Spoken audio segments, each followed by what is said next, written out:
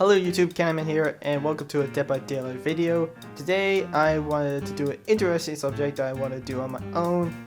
This is not really a build, but more of an ideal nerf to some of the perks in the game, both Killer and Survivor.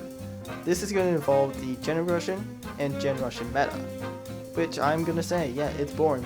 Like, this time it's become very boring. Beforehand, it used to be where the two main perks I would think to be very popular during the time was barbecue and chili, because beforehand, barbecue and chili did not really have its blood point bonus removed. And when it had its blood point bonus, the only thing that gets buffed is its blood point bonus whenever you hook a survivor. Meanwhile, the ore reading stays the same, 40 meters away. Where now, if you have the lowest tier progression of barbecue and chili, it's 60 meters away until you get to full on max, where it actually becomes very sufficient. And there is also Nurse's Calling. Don't get me wrong, barbecue, my bad. Pop Goes the Weasel is a powerful perk, but now it's become very weak. And, well, not very weak, more of very balanced in my opinion, as well with Surge, or Jolt. Excuse me, Surge. But this is what I'm willing to talk about, and it involves Eruption, Call of Brine, Prove Thyself, parts, all that stuff. So why don't we go ahead and talk about the nerfs for these perks.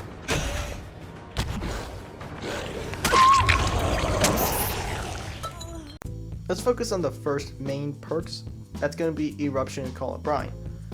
Eruption and Call of Brine have actually been such a strong and boring combination that it's practically an almost instantaneous win. And from what I'm looking at, yeah, I can understand, yeah. Survivors, you're alright about this. And I'm willing to agree with this. It's actually become quite boring. Killer sides, Survivor sides, we can all agree on that. But another thing that does trouble me too is that when they're bothered about Call of Brine and Eruption, there's also brand new parts in Prove Thyself that comes them back up. For those of you who don't know, brand new parts has been around for a long time. Beforehand, it used to instantly repair a generator, but now you have to complete skill checks to complete up to 25%. And there's only 2 skill checks. Even if you hit 2, that's 50% done. And with that 50% done, mixed with Prove Thyself, which increases all survivors' repair speed when doing it together by 15%, it's actually quite stupidly boring. So I think both sides do need to be nerfed as well. Beforehand, so let me rewind this. Beforehand, there used to be barbecue chili that was so powerful. And I remember when it had its blood point bonus, it's not because of the blood point bonus that's gone that made it so mid now. It's not that powerful anymore, kind of balanced. But more of how that blood point bonus made it the way it was. Let me explain. The only thing during its time that actually got buffed at its own rate was its blood point bonus. But as you know, at the maximum it is now, it would range from 60 meters to 40 meters, meaning that you could see survivors' auras from much further distance. But beforehand, with the blood point bonus, it would stay the same, 40 meters. And that was a fairly strong perk. It was very meta to the ideal. There are also survivor perks that fall from greatness, including killer perks such as Ruin, which, yeah, fairly powerful, extremely powerful. There was also Decisive Strike, which, oh god, that was a nightmare as killers. And Bar Time. Bar Time, which I will explain to you, it was actually not base kits during the time. For those new fans that always get those Bar Time or endurance status effects for those couple seconds when you're off hook, that wasn't always the same. You would have to have borrowed time for that to go off. If you didn't, oh yeah, then you're just getting farmed, which was fairly just toxic and nobody really liked to be farmed. But nowadays, it's all that base kit stuff. Unbreakable, I'm thankful to God it's not base kit. Oh jeez, I am so thankful. But now the whole gen progression meta, yeah, it's kind of boring. And it's kind of boring as killer too, that I have to adapt to it instead of like trying like some fun meme build to win. And as much as I like just to have fun, I also enjoy to have like the satisfaction of getting some survivors down. It's kind of nice. Which is why I'm talking about the nerfs today, to what I think should happen to them, and all that. So let's dig into it. To start off, we have Call of Brine. This is probably the most powerful gen regression perk in the entire game, as it's so simply easy. So what does Call of Brine do exactly? Call of Brine is a teachable perk that's only available on Onryo, otherwise known as Yamamo's Outgo. The perk is quite simply easy. After kicking a generator, the regression of a generator goes to double, meaning from 100% to 200%. There's an additional effect. It leaves behind a difficult skill check. And whenever a survivor repairs the generator, it gives out an indication, loud noise effect, and highlights the generators aura in yellow, indicating that a survivor is repairing it. Fairly strong, yes? Well, how about we go ahead and combo this with Eruption. Eruption works as the following. After kicking a generator, its aura is highlighted in yellow, and the effects happen after downing a survivor. And to note, Jolt, it requires a basic attack. Eruption does not require a basic attack, it can rely on anything, exposed downs, special attacks, even basic attacks. Other than that, let's focus on the details. Eruption works like this. After downing a survivor, all generators that are highlighted in yellow from kicking a gen with Eruption lose 10% of their progress. Simple enough, yes, but there's an additional effect. It also applies the incapacitating status effect to generators with survivors working on them. From 20, well actually not 20, okay, I'm sorry, from 15 to 25 seconds. It has a cooldown of 30 seconds. Even mixing with brand new parts and prove thyself, if you've not completed that generator and you happen to be pushed away from it, then yes, a lot of that progress is already gone. And once the survivor is down, 10% more is even further gone. The effect of Call of Brine lasts for a whole minute, which is a decently long time, especially when it's at its max, 200%. As well to add on with the effect of Eruption. After down a survivor, another 10% is gone. If you happen to be working on the gen at the time, you're incapacitated from 15 to 25 seconds.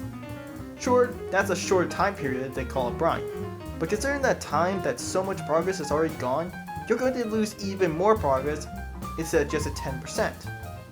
This combination makes completing objectives on survivor sides very difficult, even with brand new parts, and prove thyself, because if they don't finish the gen on time before the killer arrives, so much of that, perhaps halfway of that progress is completely gone. And it's just incredibly unfair for survivors having to face that without those parts all the time, because don't always expect the same thing. A reason to saying this is simply because you don't know what the survivors are playing on you, and the survivors don't know what you're playing against them with. Simply put, if you see a toolbox, you're not sure if it's going to be with brand new parts or is it going to aim for sabotaging. That's all. And you don't know the killer either, meaning they can run gen regression perks or they can just be memeing about, or play very aggressive on the attack. So until you figure out they have brand new parts and prove thyself on the survivor side, or the killer has Call of Brine and Eruption, or even Overcharge, it'd be far too late, and you cannot change your decisions now. Why is it so difficult to beat these perks? Well, for the killer, it's very easy. With Call of Brine and Eruption, and Prove Thyself is very easy with the survivors, as using a distraction will get the survivors a chance to complete the gen with Prove Thyself, as long as the killer is still chasing the other survivor. The killer just requires to kick the gens, so Eruption and Call of Brine are active. Call of Brine already destroys enough progress, but with Eruption, it destroys progress even more, and there's just some people that are unfortunate to know it till it's too late. This means that the killer happens to be using a build that they want to have fun with that does not require any gen regression, and the survivors are usually Prove Themselves. This kind of gives the killer very little time to get the job done with whatever they want to do, have fun with it, etc. The same can be said for survivors, as survivors just want to have fun, some of them will, but then there's some killers that will always go ahead and ruin that fun, and it's unfair for both sides. I'm going to start off with Call of Brine. This might sound like a buff, but hear me later on. As we all know, Call of Brine, it starts off with 150% and it upgrades to 200%. Well, I'm going to keep it at 200% at its first state and through the rest, but hear me out. To counteract its extreme power, I would say reduce the maximum amount of seconds by half, which means by 60 to 30 seconds, and the upgrade status. meaning that it could go from 20 seconds, 25, and 30 seconds. And also to replace the good skill checks requirement to reveal the aura for generators getting completed to a great skill check. This one significant buff is now overrun by two significant nerfs, that involving the great skill checks, as those are not easily common in lower tiers, as many won't go for great skill checks and just aim for the good skill checks, kind of leaving out that it will be used in more higher levels of gameplay. And 30 seconds, meaning that even with 200%, there's still plenty of progression on the generator left. As for Eruption, I'm going to go with the same concept, one buff, two nerfs. The first nerf is to its regression. Its 10% will go down to 7.5%. And now for its cooldown, instead of the usual 30 seconds, it will be from minimum of 45 seconds to its maximum of 60 seconds. And as for the incapacitating status effect, it will remain the same, 25 seconds, no matter its status. This reduces the amount of time an eruption goes off, and it goes off very often, with 30 seconds. And 25 seconds are wasting so much time. And I think this is a big improvement. 10% is small, but with incapacitated, it increases. And with the cooldown being so short, it's going to cost out a lot. Now for the last two, on Prove Thyself, I'm going to say on the 5th gen, on the start of the round, it will be a 15% repair boost. Pretty simple. But then on the 4th and 3rd, it will be 10%. On the last two, it will be 5%. This gives the killer more time to focus on catching up to the survivor instead of worrying about the gen rushing that's going to possibly happen while they're distracted. That's what provides a lot of time and keep the pressure up. Now for brand new parts. For brand new parts, I'm going to say whenever you miss a skill check when using it, the progress on the generator goes to 0. After use, survivors will gain no speed boost while repairing and last for 60 seconds. This actually counters Prove Thyself and brand new parts a lot, as I see this constantly in a lot of games and it gets constantly boring. It is just as boring as Call of Brine Interruption or Overcharge. Yes, it gets severely boring and I just can't handle it. Merry Christmas to everyone. I meant to get this out sooner, but I lost a lot of motivation while doing it. So yeah. But another thing too is, I'm not sure you guys are going to view this, that I'm pretty sure I'm going to get a lot of hate from survivor mains and killer mains about this.